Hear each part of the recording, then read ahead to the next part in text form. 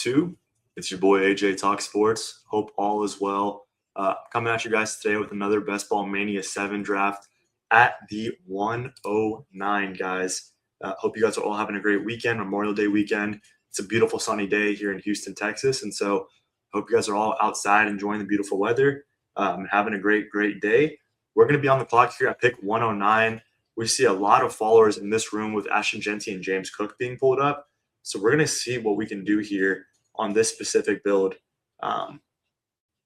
And I think on this team, guys, I'm going to go ahead and select my favorite wide receiver. I'm going to go ahead and take Mr. C.D. Lamb. Actually, you know what, guys? We're going to go McCaffrey. We're going to go Christian McCaffrey. I never take Christian McCaffrey. This is my first share of McCaffrey, and McCaffrey, obviously, year in and year out, has been proven to be, one of the best fantasy producers in the National Football League. And so, I'm okay taking him here at 109 and, just believing that he has much more in the tank left to produce. And obviously, we understand that he's not going to get as much of a workload from a rushing standpoint, but I still think when the 49ers get in the red zone, he is going to be on the field and still going to be able to carry that offense. And I think the 49ers as a whole this year, guys, is going to take a step forward with the addition of Mike Evans, Ricky Pierce all healthy. If you want to save Deshaun Shibling, it might be a boost. And once Kittle comes back, I think this offense will be, much better than it was last year. And McCaffrey, that's going to put McCaffrey in a better position to score more touchdowns, which is obviously what we're looking for. And, very happy to get someone of his talent here at 109, guys. And so I feel great about that. This is my first Christian McCaffrey share. We're going to continue to expand our mind and our portfolio and take, the best players that we see fit at each position. And, guys, I'm going to go Mr. Brock Bowers, who I believe to be the best second-round pick in all of fantasy football this year in 2027. And I want to establish kind of the mental framework that I want to be operating from in this draft and all of my drafts in the future and all of my drafts in the, past couple of weeks that I've done, is that I'm going to be operating and thinking from a first principles approach and mindset. And pretty much my goal is to strip away all forms of conventional thought patterns, all, conventional analysis on players, and simply try to identify and look at each selection and each pick for its absolute truth, and be able to combine 18 different selections into a massive portfolio of maximum upside and ceiling and correlation based on first principles thinking and ignoring what conventional wisdom says, guys. So Christian McCaffrey, I believe to be, he could be easily the most undervalued pick here at 109, guys. Christian McCaffrey is proven, for years and years and years, guys, that he is honestly probably the best fantasy football running back in NFL history. And we're looking at a situation where he's going into an upgraded offensive environment with the addition of Mike Evans on his team, healthy Ricky Pearsall, as I said. Christian Kirk is honestly an upgrade for the wide receiving core as well. And I think Christian McCaffrey is going to be in a role where when the 49ers get in the red zone, he's going to be kind of the focal point there. And we can look at a season where McCaffrey puts up, 15 to 20 touchdowns. And the 49ers have a very, very fun playoff schedule. They play the Chargers in a dome, the Kansas City Chiefs, and the Philadelphia Eagles. So 3 straight games where we can see the 49ers obviously need to put up a significant amount of points to win these games. And I don't believe the 49ers defense is very, very good this year, guys. I feel like they've lost a couple pieces year over year. And so I just feel really confident that McCaffrey at 109 is a really, really good selection. And speaking about Brock Bowers, guys, I mean, what needs to be said at this point? I think, in my personal humble opinion, I think the fundamental truth here is that Brock Bowers is simply the best tight end prospect in the history of football. So we saw after watching, Brock Bowers at practice for a couple of days, Clint Kubiak said he's a football robot from heaven. At 18 years old, Brock Bowers had like a 99th percentile dominator rating on the national championship Georgia team as a true freshman tight end. Absolutely, transcendent talent, and now in a position where in year 3 of his NFL career, he gets the massive offensive environmental upgrade with the Raiders adding Kubiak, Mendoza, and Tyler Lindenbaum, kind of straight down the middle, just the 3 most important boxes that you want to check for a player before drafting them Bowers checks at this point. And so, in my humble opinion, guys, I would honestly take Brock Bowers at the 101 in all formats if he was, going there by current ADP. So, feeling very fortunate that we were able to get him there at pick 16. And we're going to be up on the clock here at pick 33. We have a bunch of different options for us to go. We're going to see who Mr. San Fran Seahawk takes here at pick 32. He goes Josh Allen, guys. So I'm going to take the falling ADP value in Mr. Rashee Rice. I do understand, it's not the popular pick right now as of May 24th with Rashee being in jail and also trying to rehab a knee injury at the same time. But let's look at the fundamental truth here, guys. This is not impacting his week 1 status. This is not, this is far enough out where the season doesn't start for 5 months or 4 months. So he should be able to be fully healthy and rehab that knee fully by the time the season starts as well. And he's still going to be the Chiefs wide receiver 1 with Travis Kelce pretty much aging out. I saw Travis Kelce chugging a beer last night at the Cavs game. That's not bullish to me. Xavier Worthy looking like, a secondary, a third receiver at best. And I think Patrick Mahomes coming off this torn ACL is going to be focused on having a bounce back season. And with the additions of Kenneth Walker and Emmett Johnson, guys, I think this is going to be the best the Chiefs offense has been in honestly a couple of years. And the removal of Matt Nagy, guys, and bringing Eric Bieniemy back, I don't think can be understated. So I think that ADP dip on Rashee Rice is very, very fruitful for us. And I'm going to go ahead and take, my favorite 4th round pick, guys. And that's going to be Colston Loveland here at pick 40. And essentially the case that I made for Brock Bowers, I will make for Colston Loveland as well. We look at kind of the trifecta of what produces elite fantasy production and generational ceilings. We look at the head coach. Ben Johnson is simply a top 3 to top 5 offensive mind in the National Football League. We look at Caleb Williams entering year 3 in the NFL and year 2 in Ben Johnson's system. I think it's fair to expect a solid leap forward in Caleb Williams' development as, the former number 1 overall pick and what was kind of touted as a, Hall of Fame potential level prospect at quarterback. And we also look at what the Bears did on offense this year, guys. They did nothing. They added no players of consequence. And they drafted Colston Loveland actually earlier than when Brock Bowers went in the draft, guys. Brock Bowers went at pick 113 in 2024, and Colston Loveland went at the 110 in 2025. And so to be able to get what I believe to be 2 generational prospects at tight end and still being able to get a McCaffrey and Rashee Rice on the same team, to me, guys, is absolutely, from a fundamental truth perspective, a beautiful, beautiful start to this team and something I'm really fortunate that we were able to build out and that this room provided us. So we're going to see what the board gives us at 57. We're going to keep thinking from these first principles and build out this team in the most fluid way we possibly can. But so far, I feel very, very good about this team, guys. And I hope you guys are kind of seeing the kind of mental framework that we're operating from here today. Just kind of reviewing it, we have, probably the greatest fantasy football running back in NFL history, or at least of this generation, in McCaffrey. What I believe to be the best tight end prospect in the history of football. The best quarterback in the NFL, Patrick Mahomes, his wide receiver 1, who has produced at, a first round pick level production rate when he's been on the field and healthy. And now he's, fully removed a year out from his ACL that he had in 2024. So I feel even more confident about Rashee Rice. And, something else about Rashee Rice that I want to point out, guys, is he's spending this time in jail right now. I feel confident in saying that Rashee Rice is utilizing this time for the first time in his life as a reality check. And he is just kind of going through the mental thoughts of like saying, hey, I'm a professional wide receiver. I need to take my life seriously. I'm in a perfect situation. I'm in a contract year. And I need to lock in mentally for at least the next, 8 to 12 months to secure my future financially and my family's future financially. And so I'm honestly bullish on Rashee Rice kind of being in jail right now, which sounds crazy, but I just think that from, his mindset, this is going to be the reality check that he needs to actually, achieve the level of consciousness that's going to allow him to have actually probably the best year of his career, which is counterintuitive to what the market is saying right now with him falling in ADP given his current situation. But I'm just kind of pretending that I'm in the mind of Rashee right now. And I know he feels he's going through it as he's kind of stuck in that jail cell, guys, and really reevaluating his life decisions. And so I'm honestly more bullish as on Rashid Rice right now than any other player in the third round, outside of potentially Ladd McConkey. But we could talk about that in another pick. We're going to come up on the clock here at pick 64. We have a bunch of different options to select from. We were able to take Rome Odunze on this team at pick 57. And so for me personally, guys, I'm going to go ahead and select Caleb Williams on this team.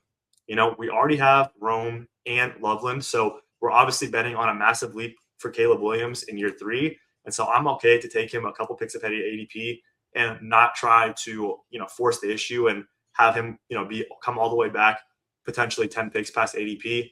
I would expect the Luther Burden drafter to take him since he does have DeAndre Swift as well. So no reason to force that issue, in my humble opinion.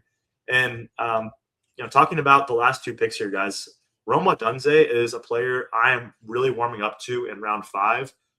For me personally, he is the best 5th round click at receiver outside of Jalen Waddle. And looking at this situation objectively, guys, Rome Odunze was considered an elite prospect coming out of Washington. He was a top 10 pick as well. I believe he was drafted 109 or 110 in the 2024 draft. And Rome Odunze coming into a contract extension year as well as Rashid Rice is as well. Rome Odunze last year was breaking out, guys, at the beginning of the year and had multiple spike weeks to start the season and like a touchdown with like 6 straight games, which is very impressive. And then unfortunately, he broke his foot, guys, and was no longer the same and pretty much got phased out of the offense. And so I think Rome Odunze, what is a bonus is he didn't have to have surgery on that foot. He's been rehabbing this entire summer and now entering year 3 in the NFL, guys. Historically, if you guys are unaware, wide receivers break out in year 3. And honestly, with the archetype of wide receiver that Rome Odunze is, guys, as that kind of prototypical boundary X wide receiver, those archetypes do take a little bit longer to develop in the National Football League. We look at Calvin Johnson, Julio Jones, Andre Johnson, DeAndre Hopkins, all of those guys who honestly compare similar to Rome from an athletic standpoint and size standpoint. They all took a couple years to fully break out. And I believe that Rome is going to really show, his value. And he's honestly in a prime position this year, guys, as the really only clear boundary wide receiver on the Bears. And we're going to be up on the clock here, guys. So let's focus on who we want to take here with this next selection. We do have a couple different options to take at pick 81. I'm going to see what falls to us here and take the best pick based on what the board delivers us. I don't have quite in mind who I want to take at this point. There's plenty of options. We can go at running back, at receiver, at quarterback. All right, guys, we're looking at the board. I'm going to go Justin Herbert on this team, guys. I'm going to take a naked Justin Herbert right now, and we're going to hope to get Quentin Johnston on the way back in the next pick at pick 88. Let's talk about Justin Herbert, guys. From first principles thinking, we understood coming out of Oregon that Justin Herbert had extreme high potential and ceiling, being, prototypical 6'5", 6'6", massive arm, super athletic. He ran like a 4.5 or 4.6 at his size. And, he came into the NFL and immediately produced as an elite producer in a pretty horrible environment, guys. And give me 1 second here. We're going to go ahead and select Quentin Johnston and pull him up a couple picks for the correlation. Absolutely love this start. We get Rashid Rice, Rome Odunze, and Quentin Johnston. But speaking about Justin Herbert, guys, Justin Herbert has been through a lot in his career so far. He had very poor coaching early on in his career with Anthony Lynn. And Justin Herbert put up a 5,000-yard passing season, I believe, with Anthony Lynn as his head coach. And, Keenan Allen and Mike Williams. And you look at Justin Herbert, what kind of transpired for him in his life over the last couple months. I feel confident in saying that Justin Herbert is going to have the best year of his entire career this year for a number of different factors. Number one, his personal life. Justin Herbert, guys, if you haven't seen, he is dating Madison Beer. And that signals to me, guys, that from a maturity standpoint, Justin Herbert is entering his Overman, Nietzsche arc, if you will. And Herbert is really just, confident in who he is as a man and who he is as a football player at this point in his life. So that's very bullish to me. We look at the offensive environment upgrade that he received and, for the Chargers.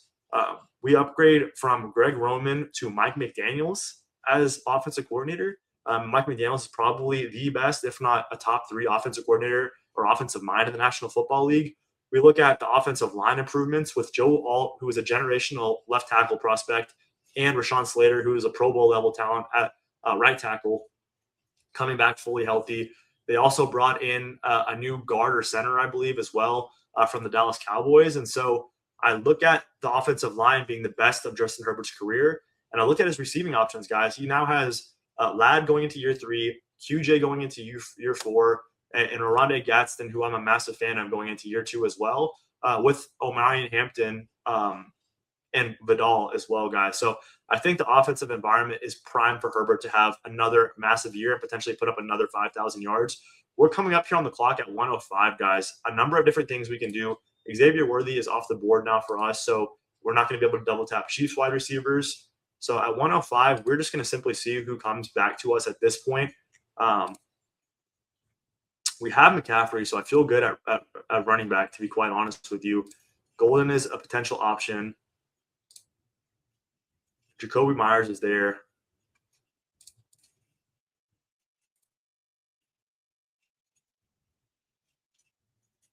Let's go ahead and take Matthew Golden on this team, guys. Let's go ahead and take Matthew Golden. Matthew Golden, wasn't the most exciting, receiving prospect coming out last year, but he was the first round pick the Packers took at receiver in many, many years. And that matters to me, to be honest with y'all. And hold on, we're about to be on the clock here, guys. And we can talk about that pick in just a second.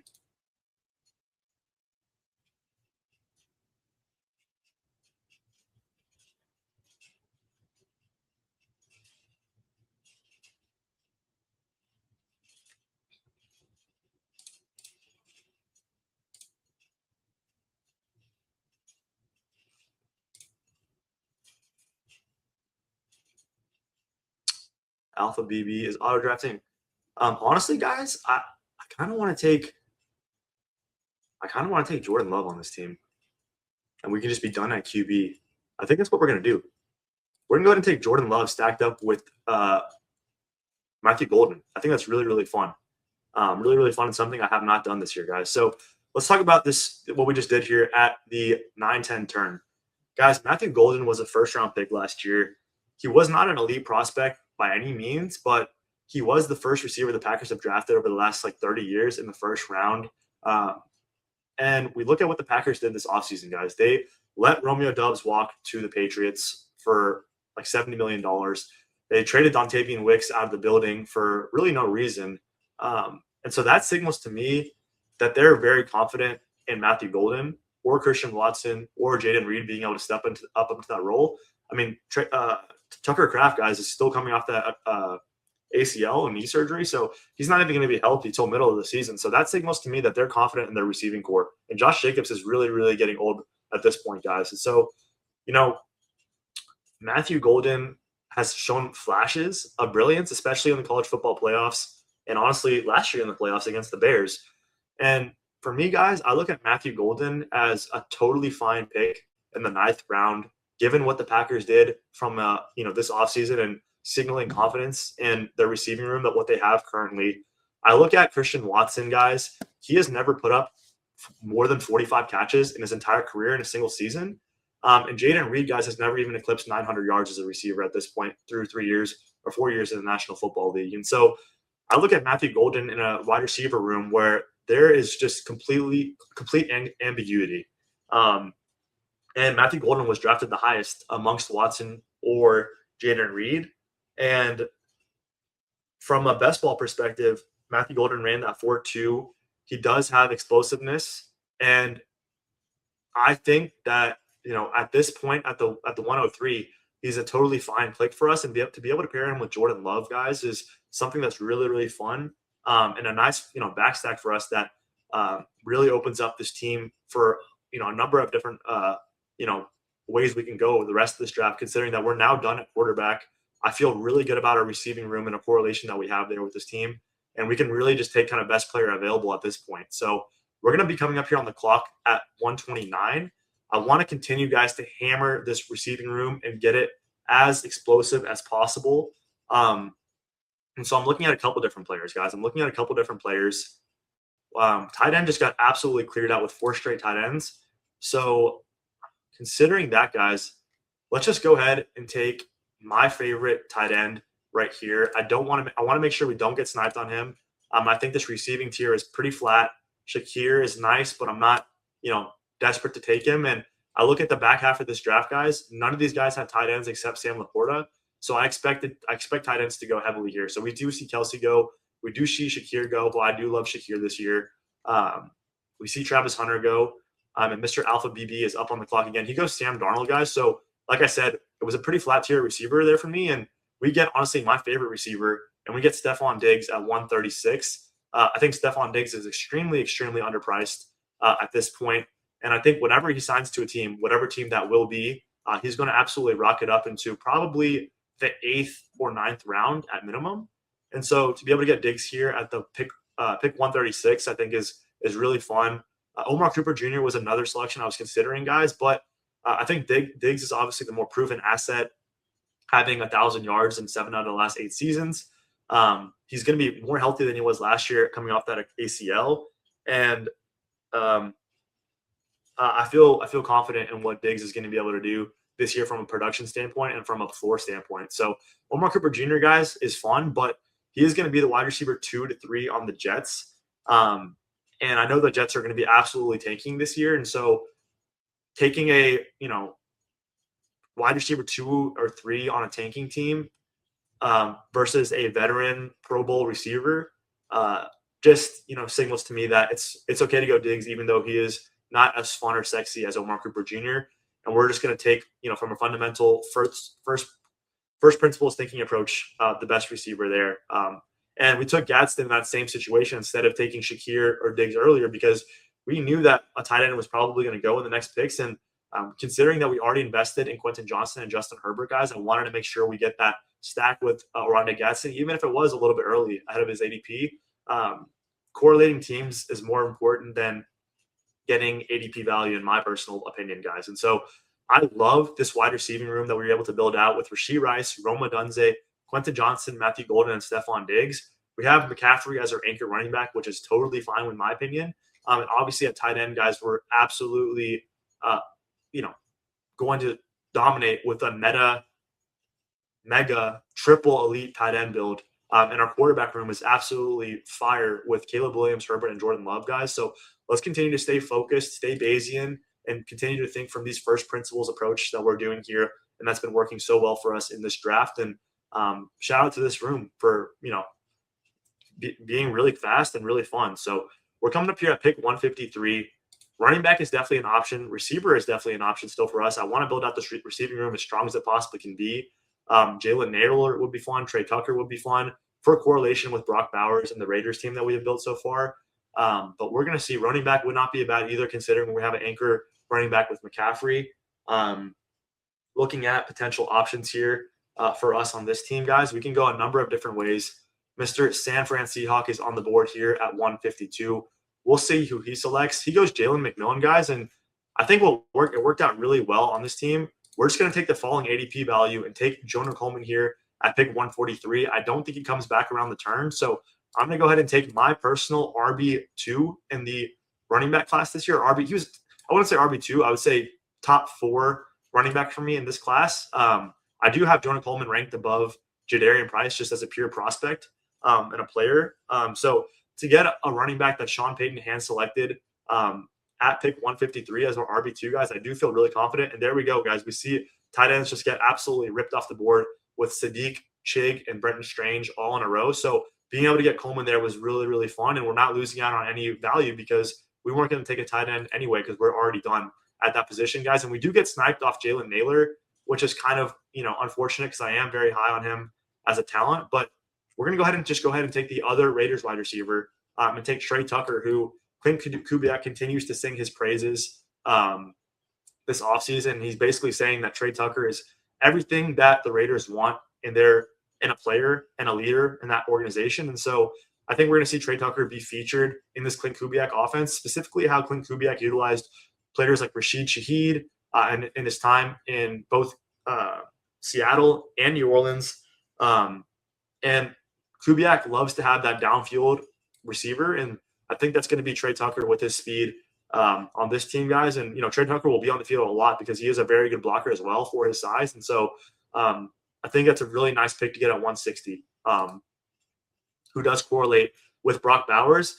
And Trey Tucker honestly correlates with Jonah Coleman because in Week 15, the Broncos do play the Raiders in a dome. So that is very fun correlation as well. So really works out nice for this team, in my opinion. And we're just going to continue to stay Bayesian and, think from first principles, guys. And I want to continue to get this wide receiver room as strong as it possibly can be. I think that is going to be the best thing we can do at this point. And we're going to continue to let this room fall to us as it may. So let's see who comes back to us at 177. From a running back perspective, guys, we can go a number of different ways on this team. I feel confident with McCaffrey, obviously. We could go a number of different ways on this team. We could go Mike Washington for the Raiders correlation that we built out. We could go Sean Tucker, Ray Davis, even Kaylan Black to build out our 49ers belief in their run game as well. I think Kamani Vidal is a very, very, mandatory pick on this team with our Chargers correlation. And, what he put on film and tape last year was extremely impressive for his ability. I think Emmett Johnson, guys, is, a really strong pick as well. He was my RB2 in the entire class. He does correlate well with this team. And I'm going to see how many picks we have left. We have 4 picks, guys. I do want to add 2 more receivers to this team. So we're probably going to actually just stop at 4 running backs. And if we stop at 4 running backs, I want to think about if Emmett Johnson and Vidal are the 2 running backs we want to stop at. We see Charbonnet on the board. The Seahawks play the Eagles, the Rams, and the Panthers, guys, in the playoffs. That is not fun. Charbonnet is going to be in a committee when he comes back. I think the Seahawks offense take a step back. He's off the board, guys. I'm going to go ahead and take Emmett Johnson. He correlates with Rashee Rice. He's a bring back for us in Week 17 against the Chargers. I'm going to go ahead and take Emmett Johnson, who was one of my favorite, if not, he was my second-ranked running back in the entire this rookie class. And I think the Chiefs got him at 1 in the 5th round, and I think that was a really, really smart pick by the Chiefs.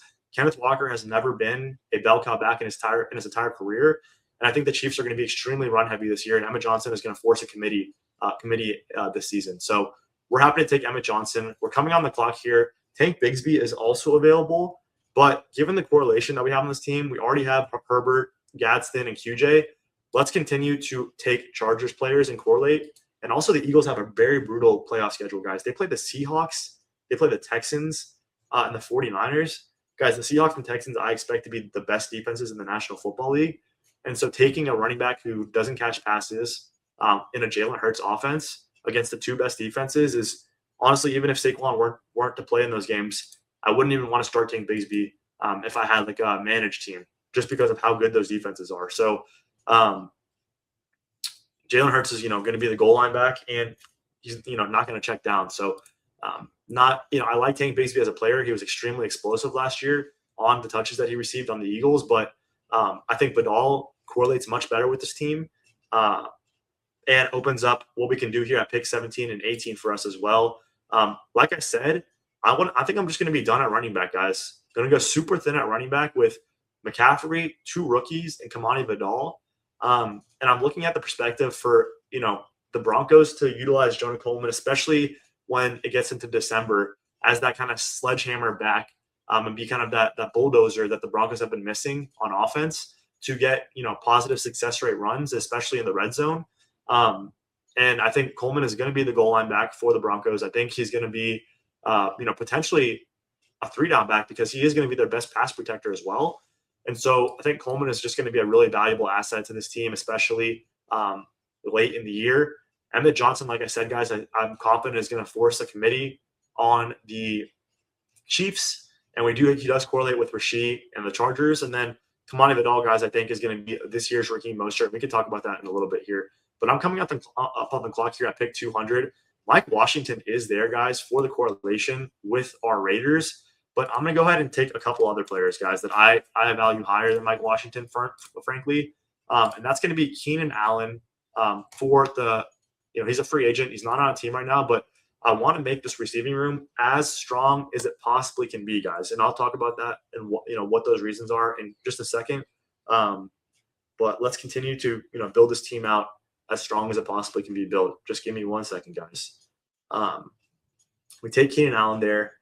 And we're probably going to take we're going to go ahead and take, with this last pick, my favorite wide receiver in round 18, and that's going to be Demario Douglas. And we're going to talk about that. Why, we're going to talk about that in just a second here as well.